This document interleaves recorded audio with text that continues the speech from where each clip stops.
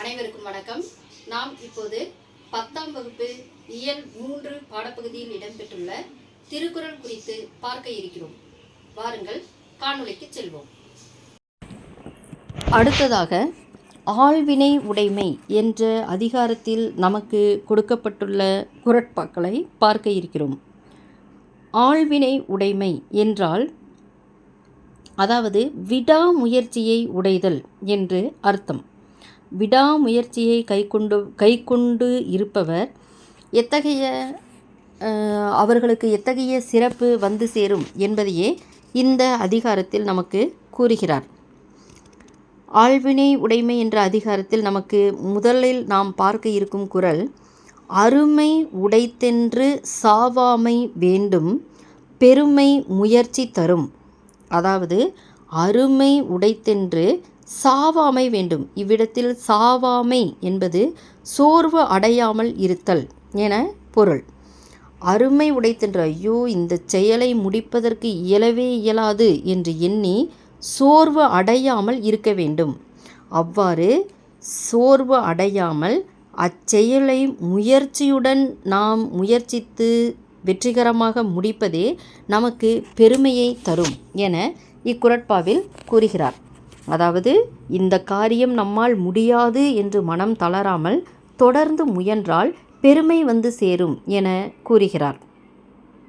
இரண்டாவதாக, தாளாண்மை என்னும் தகைமைக்கண் தங்கிற்றே வேளாண்மை என்னும் செருக்கு என கூறுகிறார். அதாவது தாளாண்மை எல்லோருக்கும் உதவ வேண்டும் என்ற நல்ல செயல் விடாமுயற்சி என்ற பண்பாலேயே நிலைத்து நிற்கும் என கூறுகிறார். அதாவது விடாமுயற்சி என்ற உயர் பண்பு கொண்டவர்களால் தான் பிறருக்கு உதவுதல் என்ற உயர்ந்த நிலையை அடைய முடியும். விடாமுயற்சியை கை கொண்டவர்கள், விடாமுயற்சியுடன் போராடி ஒரு செயலை நிகழ்த்தி அதில் வெற்றி காண்பவர்கள் மற்றவர்களுக்கு உதவுவதற்கான உயர்ந்த நிலையை அவர்கள் அப்போது அடைந்து விடுவார்கள் என கூறுகிறார். மேலும் ஒரு குறட்பாவில் ஆள்வினை உடைமை பற்றி மிக அற்புதமாக கூறுகிறார் திருவள்ளுவர். முயற்சி திருவினை ஆக்கும், முயற்றின்மை இன்மை புகுத்திவிடும் என கூறுகிறார். அதாவது முயற்சி திருவினை ஆக்கும். திருவினை என்றால் செல்வத்தை ஆக்கும்.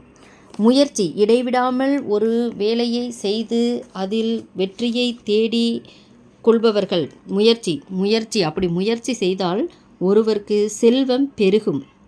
முயற்றின்மை முயற்சி செய்யவில்லையினால் இன்மை புகுத்திவிடும். இன்மை என்றால் இங்கு வறுமையை கொண்டு வந்து சேர்க்கும். யாராயினும் தன்னுடைய வாழ்வில் முயற்சி செய்து கொண்டு வாழ்வினுடைய அடுத்த நிலைக்கு செல்பவர்களுக்கு செல்வம் பெருகும். முயற்சியே இல்லாமல் இருப்பவர்களுக்கு வறுமையே வந்து சேரும் என கூறுகிறார். அடுத்த குறட்பாவில் பொறி இன்மை யார்க்கும் பழி அன்றறிவறிந்தால் வினையின்மை பழி என கூறுகிறார். அதாவது பொறியின்மை, அதாவது தன் உடல் உறுப்புகளில் குறை இருப்பது குற்றமாகாது. பொறியின்மை யாருக்கும் பழி என்று உடல் உறுப்புகள், அதாவது ஊனமாக இருப்பவர்களை இங்கு குறிப்பிடுகிறார்.